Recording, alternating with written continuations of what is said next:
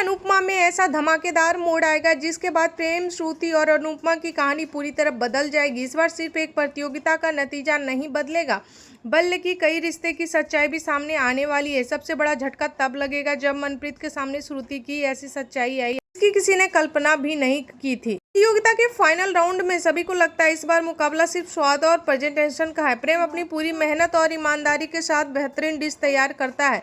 जज भी उसकी तारीफ करते नहीं थकते। हर किसी को यकीन हो जाता है इस बार ट्रॉफी प्रेम के हाथ में ही जाएगी।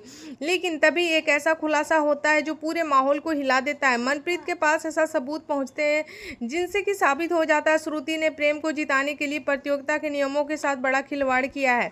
उनसे न सिर्फ प्रतियोगिता की गोपनीय जानकारी हासिल है, बल्कि दूसरी प्रतिभागियों की तैयारियों में भी दखल दिया। इतना ही नहीं, उसने जज के सामने झूठ बातें रखकर परिणाम बदलने की कोशिश भी की। यह सब देखकर मनप्रीत का गुस्सा 7वें आसमान पर पहुंच जाता है।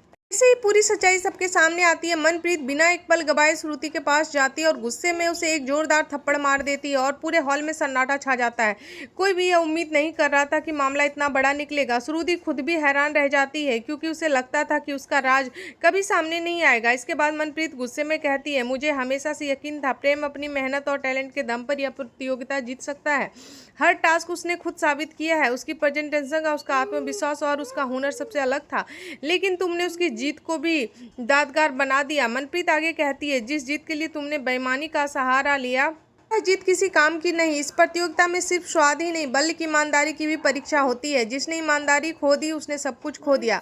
इसके बाद मनप्रीत सबके सामने बड़ा फैसला सुनाती है। कहती है, प्रतियोगिता के परिणाम बदल रही हो। जिस पर जीत का धोखे का साया हो, जीत कभी स्वीकार नहीं की जाएगी। इस ट्रॉफी प्रेम को नहीं मिलेगी, उस सम्मान इंसान को मिलेगी जिसने हर मुश्किल में ईमानदारी नहीं छोड़ी।